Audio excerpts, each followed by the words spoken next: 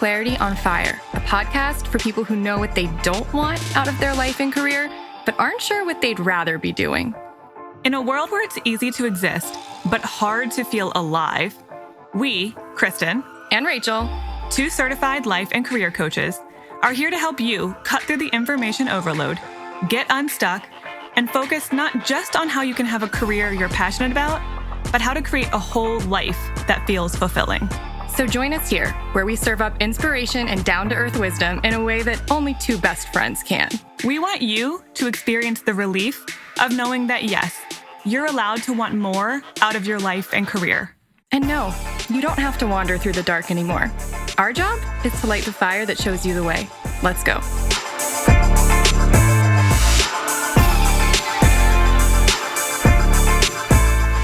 I can talk normally again. Yay! I can use my mouth correctly. What a win. Although you said you're still feeling weirdness in your mouth. Well, that sounds very ominous. Yeah, I don't feel quite right after my dental procedure, but we're going to see if It's it not goes affecting away. your speech anymore. No, I can use my face now. I was like good. numb. If you don't know what I'm talking about, go back and listen to Friday's episode where we didn't expect to be recording that episode when we did. And so I'd gone to the dentist and I Had half an face. couldn't quite talk because, I mean, I'm making it sound worse It than wasn't it was. that bad. But I had trouble pronouncing certain words because I couldn't use like about a quarter of my mouth. So I was talking out of like 3/4 of it. So the schedule would not normally have warranted a Magic 8 Ball episode today, but it's our podcast and I can do what I want with the schedule. And since we're in a coaching enrollment, I thought it was a great time to bring back this episode about why career coaching has almost nothing to do with your career. Yeah, this is a very apropos episode at the moment. So for anyone who has been thinking about potentially working with us, but you want to know what happens, like what is this coaching process really like? That's what we get into in this episode. So I think it's going to answer some questions from people who might be already thinking about this. And if nothing else, it's just an interesting viewpoint into the fact that sometimes it's not about the thing that you think it's about. No, It's not about career coaching as much as it's about coaching you as a person, which we're going to get into. The thing that you're usually wanting coaching for is usually the pain point or the catalyst for doing deeper work. And that's what we get into. So lest we make it sound dry and boring, it's not. Is any of our episodes I don't think so. dry and boring? I mean, that I refuse to believe that could be true. So Off the rails sometimes, but not dry and boring. Sure. Well, I don't know that is off the rails and boring a combination that can happen. I guess you could go off tangent. I'm kind of bored by and still be Trump, bored. so yes. Let's just say yes. Okay, so just because I'm going to drop us in at some point in this episode. I'm not sure exactly where. I'll have to figure it out and tell our editor where to do that. But as a reminder, we're going to be doing coaching enrollment through this Friday, the 16th. So if you find us after that, you can add your name to the wait list. There will be a link in the show notes. But if you're considering working with us one-on-one, this is the time. We won't be doing it again until 2021. And I can tell you we don't have very many spots left. I can tell you that because we didn't have that many spots to start with. And some we of them didn't have were any already spots either, but I don't know what that is. None of those. And we actually had some already taken before we even officially opened enrollment. So at this point in the process, there can't be but so many left. I mean, we record these like a week ahead of time. So, so I don't know exactly at this point. But here's your chance. But just know, a few more days, a few more spots. And if this feels like good timing, then let's chat. All right. We will drop you in somewhere and then we will be back at the end. So let me just say this for any coach you're looking at. Well, okay, I can't actually claim this for anyone other than me, but I'm telling you, this is kind of how it works with coaches. Or let me amend that, good coaches, because I can't speak for bad ones, nor do I want to associate with them. So coaching, if you're doing it right, is not actually contextual. I want you to think of it like a tree. Lots of different branches. They all share the same trunk, the same base. So you can start in any branch. You can start in career. You can start in the relationship branch. You can start at the friendship branch. You can start at the family branch. Start in the health branch. Whatever. And you can get to the same core trunk because that's really what all of those branches have in common. So, and on the flip side of that, once you're clear on that core of who you are, again, the trunk, then that will spill out into all of the other branches. So even if you come in thinking, I'm going to come in and talk about my career and get direction in that arena, the clearer you get on who you are, that's going to affect every other arena. So when you think of it as that tree system, it's not just which branch you come in on, it's knowing that your entire life, all of the branches are going to be affected by the work that you do in coaching. So let's talk about bad coaching for a minute. Sure. I wasn't intending to, but I like a good rant. You have a whole system for that now. I have a whole new platform for that if I want to. No. Well, I have ranted about this plenty of times. And so let me, for a second here, rant about this.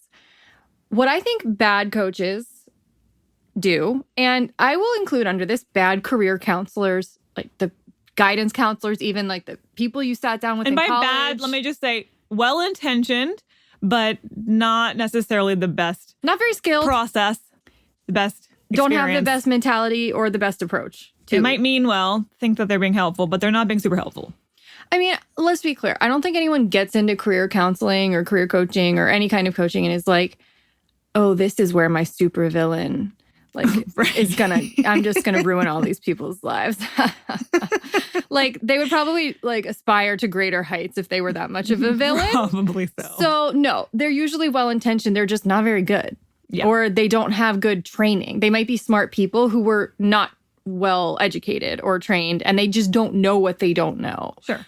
So all of that is to say, when you sit down with someone who's not very good, if we're talking in a career context, though, you could apply this to any context. What's going to happen, likely, is they're going to be like, okay, you are unhappy in your work, so you want a new job. So let's look at what are you experienced in and what did you major in? Yeah, what is your work experience? What did you like doing? What did you not like doing? And based on that, let's figure out what kind of job you might prefer. And then let's work backward through the process and work our way up to that goal. Let's backtrack, figure out what our goals are, and then crush those goals together, girlfriend. Did you want to barf? Because I do. So here's why that doesn't work.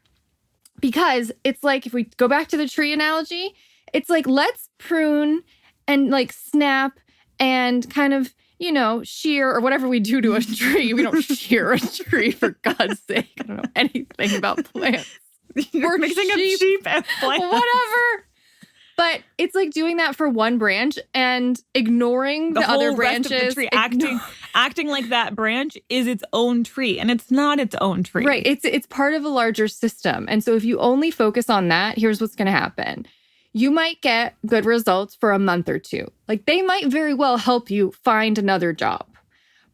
But in 2 months or less, you're going to be right back where you started because what you did not do was treat the deeper cause of what was afflicting you. And you are assuming that the job is the answer to what is afflicting you. And the job is almost never, actually, let's put it this way, never the answer to what is actually afflicting you when you come to career coaching. Because if you just focus on getting a new job or pruning that one branch, then what's going to happen is you're going to bring all of the same stuff into the new job. Yes. You're not actually going to have checked in on a deeper level to say, is this aligned with who I am and what I really most want and what matters to me the most? Because you're just going to be doing the next most logical thing or the thing that on the surface feels good, but you'll have all the same questions as you had in the last job. It might be new and novel for a little while and kind of exciting for that reason. It'll be a good hit, Very soon, you're going to find yourself in the exact same place because you have not done the deeper work. And so you're going to repeat the exact pattern of where you just came from. That's how this works. We've seen it happen over and over again. for those of you who are listening to this and might be rankled and might be like, no, Rachel, you don't understand. My job is the problem. And if I had a different job, my whole life would be a lot better and perfect. I don't think any of you think your life would be perfect, by the way. But I'm just talking to that one person who doesn't agree with me right now. And what I want to say is this. I'm not saying that your job isn't sincerely causing you misery, because I've been there. I know that that's true. I know the absolute hell of going to a job that you hate every single day. I also know that the job is usually the trigger point for all of the reasons why you're feeling so miserable. So let's just say you got a boss you hate, or you're having a really, really hard time and you cannot enjoy your job, partially because you and your boss don't get along. Let's not blame that fully on your boss. Do you want to know what might actually be happening? You might be taking your deep daddy or mommy issues to work with you, and that might be really afflicting your relationship with your boss and causing you to not be able to communicate properly. Or you might be existentially questioning your entire purpose on why am I doing any of this? But it's so much easier to put all of your angst and your anger onto your boss. There's a clean cut back and forth that you can say, that is what is upsetting me. When really, what might be upsetting you is, am I even doing the right thing? Is this where I'm supposed to be? What is the point of anything? Kristen and I were once listening to a speaker at a workshop, one of our favorite things to do, go to personal development seminars and that kind of thing, like real classic, predictable of us. This was some time ago. We were at this event. Oh my God, the dog is barking again. I'm going to keep talking. I'm sorry. You're just going to have to deal with her. And if she gets really loud, I'll pause and go stop her. But anyway, we were at this event and this woman was talking about how her son was really depressed and he hadn't had a lot of luck in love. And he was a young guy. He was in his 20s. And she just really sincerely wanted him to be able to find a really great relationship, and that would probably help him and make him happy. And I also think she wanted him to move out of her damn house because he was still living with her. And the speaker said, the last thing you should want for your son is for him to have a romantic relationship right now. And let me tell you why. Because given where he's at, his personal development, his mental health, his vigor and vitality in life, his lack of, knowing what he wants out of life, he is, because like energy attracts like energy, going to attract someone into his life who is exactly like him. Mm-hmm. And they are going to enable each other. And then she's going to move into your basement too, with him. Is this something you want? And the mom is like, oh my God, no. She's like, the relationship is not going to fix his issues. He has to be, and again, this is where I'm going with this. You can see where I'm going with this. You can only receive in life the relationship, the job, the whatever, the friends, whatever it is you're hoping will ease that existential ache and fill that void and make you happy. You can only receive the thing that you are qualified to receive in that moment. And by qualified, I mean, how healthy are you? How clear are you on who you are and what you want? How good of a match are you to the ideal thing that you want? Because that guy is not a match to the kind of woman who actually he would be able to have a healthy, happy relationship with. And a lot of you don't want to hear this, but I love telling you what you don't want to hear. So I'm going to do it anyway. A lot of you aren't yet a match to the career situation. I'm not even going to call it a job because it might just be a promotion, or it might be like a lateral move, or it might be starting a business.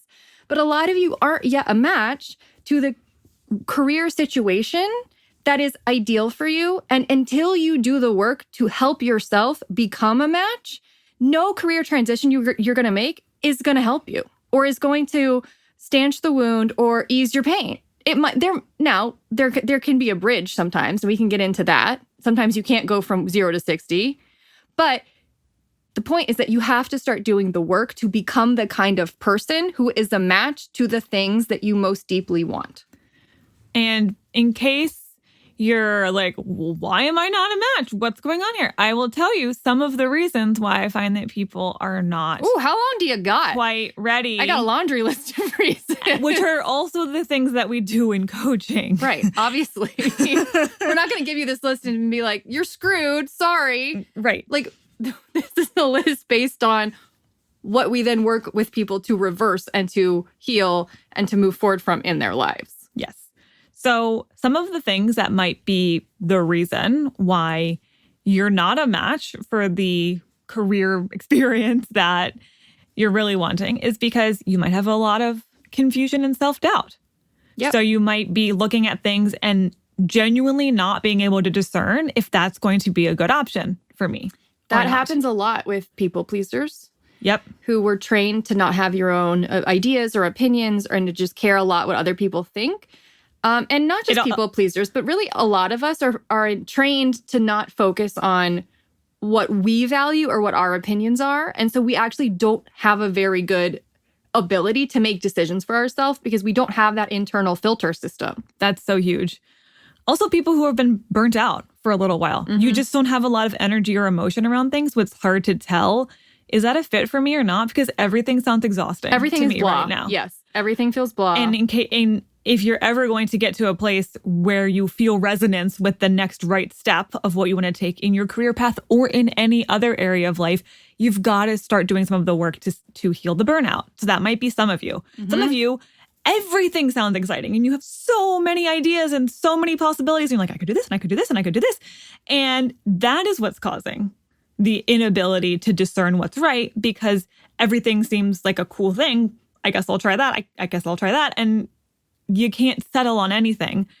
And that, again, has to do with not necessarily knowing what's best for you on the deepest level. Mm-hmm. You're looking at shiny objects. You're not looking at deep resonance. Mm-hmm. Let's, really just drop one of the biggest bombs of why people aren't good at, or aren't yet a match to the thing they want to be, is they're carrying around a crap ton of unhealed wounds and baggage. Oh, yeah. From childhood experiences, from family dynamics. And until you learn to reparent yourself and heal from a lot of the stuff that you're carrying around, then you can't really be a match to the best kinds of jobs or relationships or whatever it is that you want. Because again, you have a crutch or you have some sort of a thorn in your side that whatever job is going to keep poking at. Mm-hmm. And then even the perfect job might not actually be a good match for you if you haven't healed that baggage because it keeps bringing up all of your stuff. Oh, yeah, that's definitely part of it. Yes.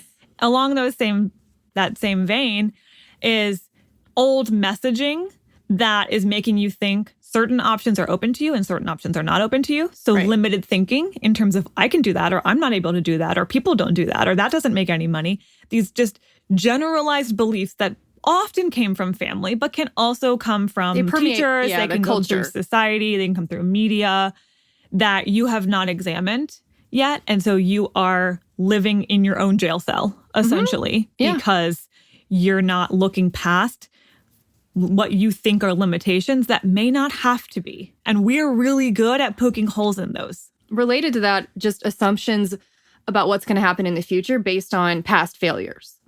Thinking that because something happened once, it's going to keep happening. And so, why bother trying? Mm-hmm. That's another huge reason that people struggle to be a match to the thing that they want. One more that's been coming up a lot recently for me personally and for a lot of my clients is going with how you are wired. Yeah. And a lot of people, first of all, don't really know how they work best, how they think best, their personality type, how just their wiring from how they came in on the planet is best suited to their working life, to their relationships, to their communication style, to their processing style.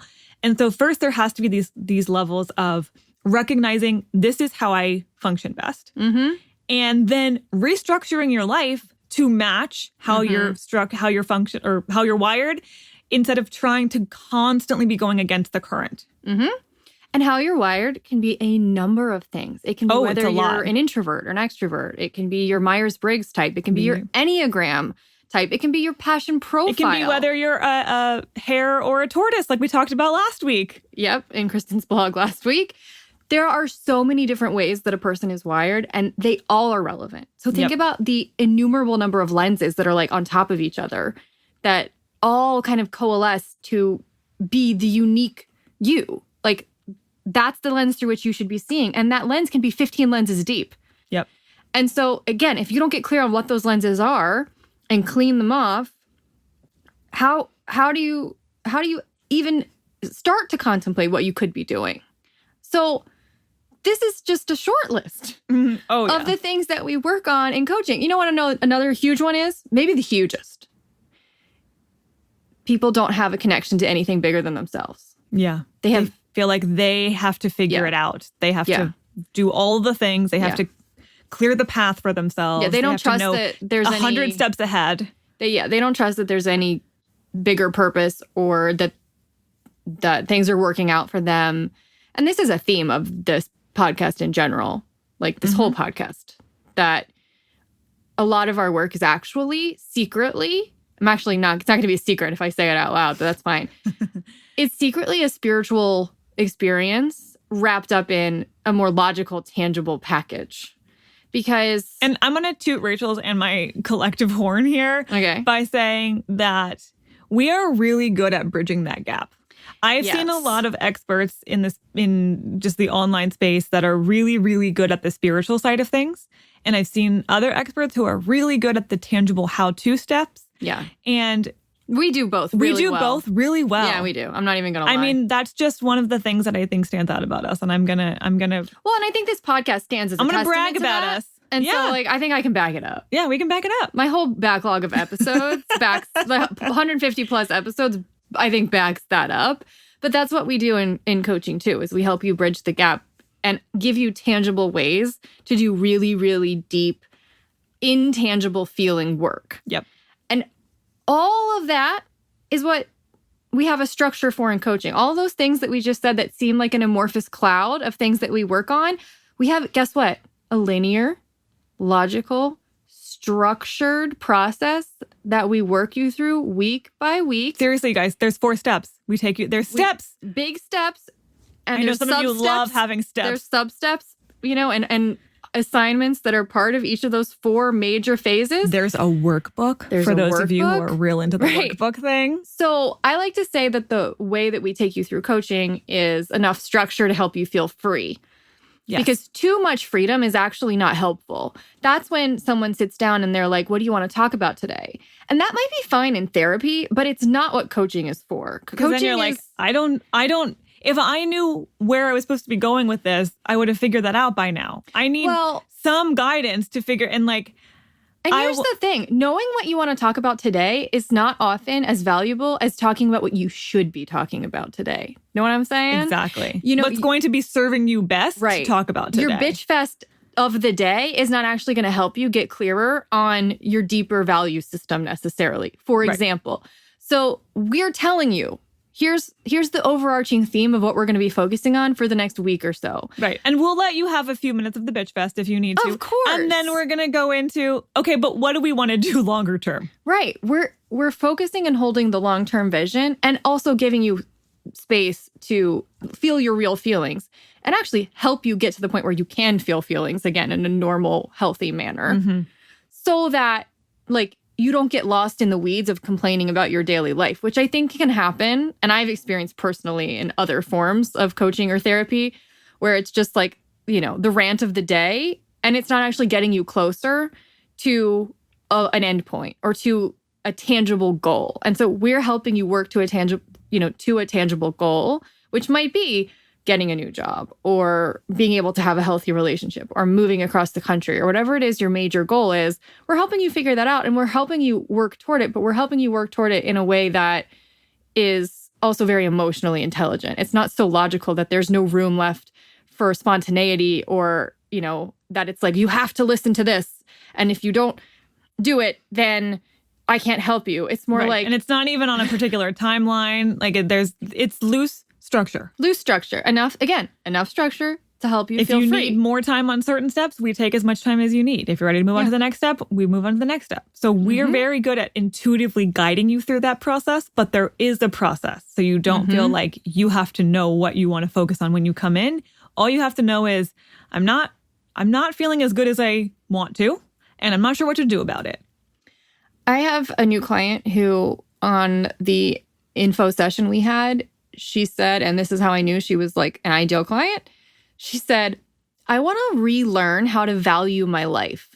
And I was like, you have come to the right place. Because at the end of the day, that is what real coaching is about. It's about helping you become the kind of person who is capable of valuing her life, knowing what that even means, like understanding what her deeper value system is and clearing off the gunk, the crappy beliefs and the limitations and the fears and the shame and the guilt and the people pleasing and the family baggage and all of that stuff that clouds you, power washing that gunk off of you so that you can actually discern, what is my value system? What does fulfillment mean to me? What does it mean for me to experience my emotions in a healthy way? How do I make room for how I'm wired and change my life to reflect more of that? And when you do those things, when you become that kind of person who's capable of valuing her life, guess what happens? The perfect relationship, the ideal job is but at that point a matter of time. Yes. It's a given. It will happen because you will have risen to the level of being able to attract and maintain, not just attract, but keep the ideal career or relationship or family or whatever situation that you're gunning for. And not only maintain it, because sometimes life is going to throw you curveballs. Sometimes things are going to get challenging and you're going to not know what to do in certain situations, which is why a part of what we do in coaching is help you build a very clear filtering system for any possibilities that you are considering, relationships that you are considering, places you're considering moving. How do I run anything I'm considering through a very personalized filtering system to see, does this fit me? Does this not fit me? And not just on a pro-cons list level. I'm talking about on the deepest level of who I am, what matters to me, and the kind of life that I want to be living. Is this aligned or is this not aligned? Mm-hmm. So when life throws you a curveball and shakes things up at any point in the future, you have that to come back to so that you can decide what's next. What's the right next thing for me? And you don't always have to jump back into coaching. It's not a great business model, but our job is to try to coach people out of needing coaches. Yeah, I mean, obviously people do come back, but usually what they come back for is a deeper level or a whole nother branch of the tree that they're struggling with. Exactly. They're not coming back because all the things we talked about before are irrelevant in this new situation. No, everything is still relevant. So you can use that moving forward. We coached you on the level of the trunk, not the branch. Exactly. So no, that work was not for nothing. And that work will sustain itself. Yes. Because it wasn't about what's going on right now on your branch. It's about what's going on a level where time doesn't really exist. Yes. And it's true. Some people love coaching tune-ups. I love coaching tune-ups. Sure, everyone needs it. And yet it's not such I need this because I've lost sight of who I am. That anymore. can happen with big things. I mean, that can happen. Sure. But it doesn't take long to remind them. I'll tell you exactly. that. It is more of a matter of losing sight because you had clarity. Yeah. Like that's what we help you find is that clarity. And you might lose sight sometimes and you can either bring yourself back with some of the things that we teach you or, you can always come back for a little extra tune-up. But our goal is that you don't need chronic coaching. No. Mm-mm.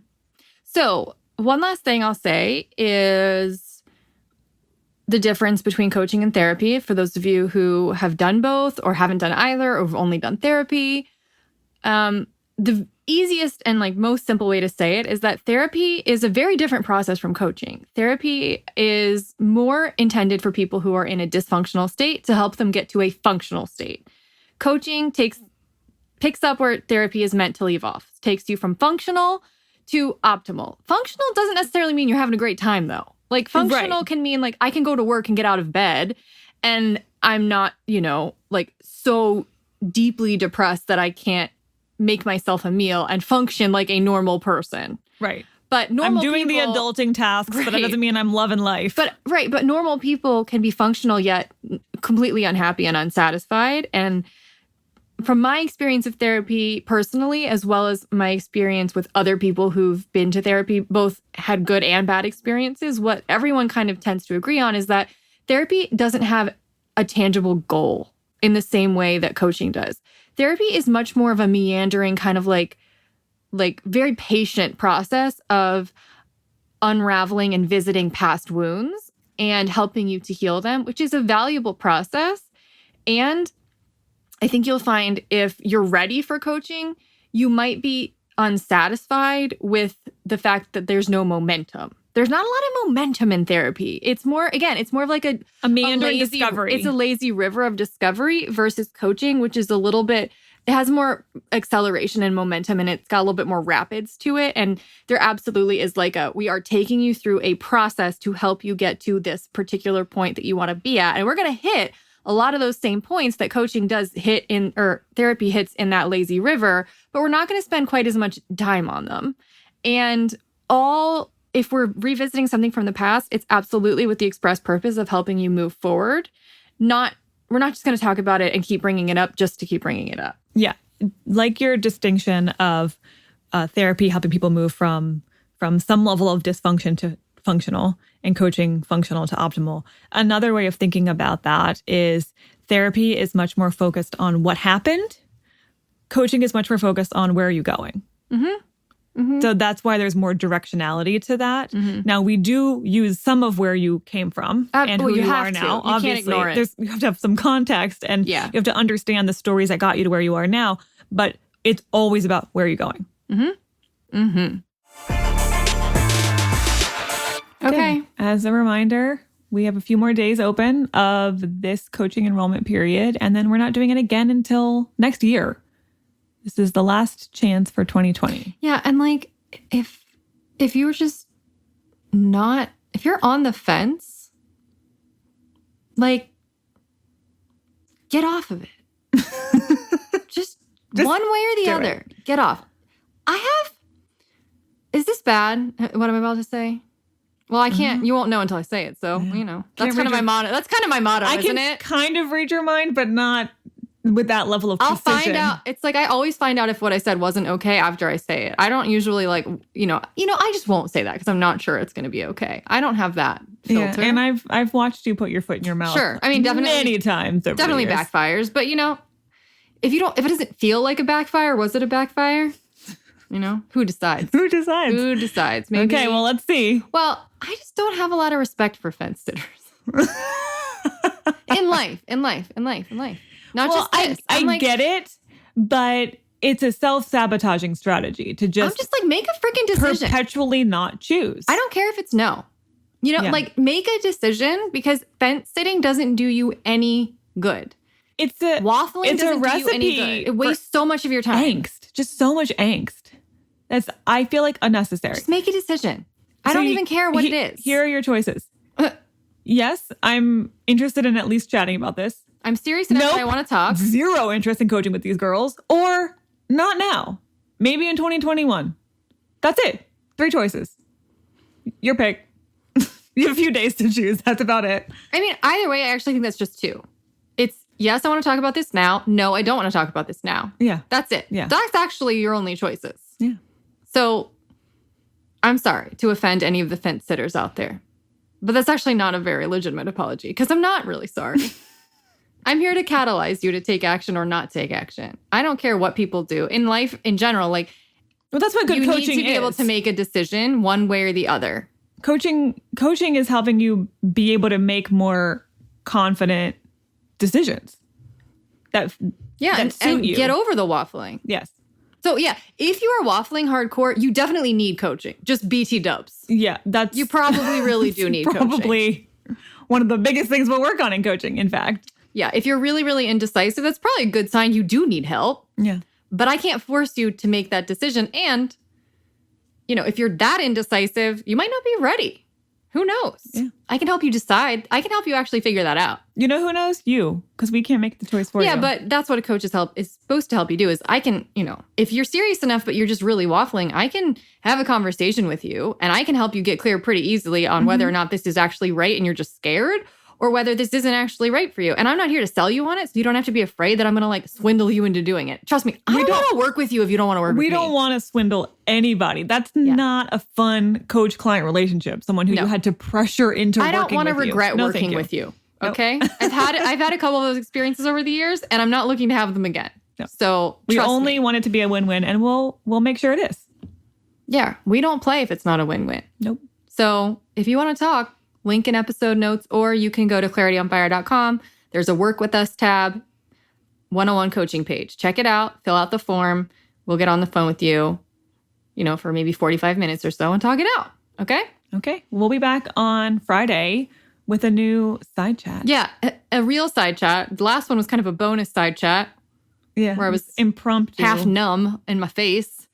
And I think it was still good, even though it was impromptu. Sometimes those are the best. It was a good topic. But we're going to talk about getting what you want in an unconventional way. That's a good way to say it. Yeah, I know. See you later. Okay, see ya.